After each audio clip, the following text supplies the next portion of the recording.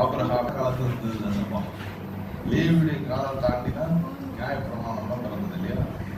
ஆனா அது நியாயப்பிரமாண காலத்திற்கு ரொம்ப முன்பாக, நியாயப்பிரமாணம் பிறப்பதற்கு ரொம்ப முன்பாக ஆசீர்வாதங்களுக்கெல்லாம் தகப்பனாக ஊற்றாக வாழ்ந்து காட்டின ஆபிரகாம் வாழ்க்கையை கடைபிடித்த ஒரு அற்புதமான வழிதான் இந்த தசமம். நான் சொல்றேன், it was a way to get blessed. யார் இதை முதலாக இதை காண்பிக்கிறா பாருங்க, ஆபிரகாம். அவருக்கு ஏறக்குறைய 318 வேலையாட்கள் இருந்தாங்க. இடம் கொள்ளாமல் போகிற ஆசீர்வாதத்தை கண்ணால பார்க்கணும்னா ஆபிரகாமுடைய வாழ்க்கையில தான் பார்க்க முடியும். லிட்டரலி இடம் கொள்ளவில்லை. அவர் நியாயப்பிரமாணத்தின் காலத்தில் வாழ்ந்தவராக இல்லை.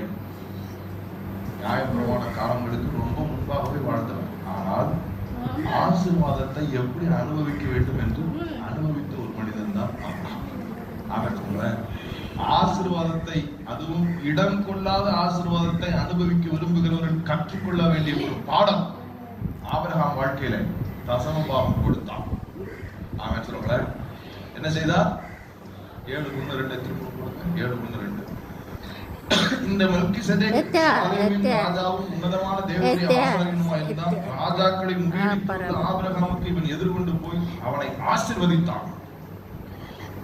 அந்த ஆசீர்வதித்த மெல்கிசேதேக்குக்கு ஆபிரகாம் எல்லாவற்றிலும் தசமபாகம் கொடுத்தான்.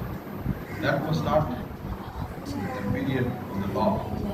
அது நியாயப்பிரமாணத்தின் காலம் அல்ல. நியாயப்பிரமாணத்தின் காலத்துக்கு ரொம்ப முன்னாடி அப்பவே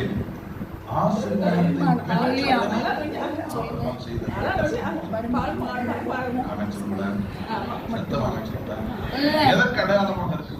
கனப்படுத்தினான். 7:4 அதை தன்னை படைத்துள்ளான். எவ்வளவு பெரியவனா இருக்கிறான் பாருங்கள். கோத்திரத்தின் தலைவனாகிய ஆபிரகாம் முதலாய் கொள்ளையிடப்பட்ட பொருட்களில் இவனுக்கு தசமபாகம் கொடுத்தான்.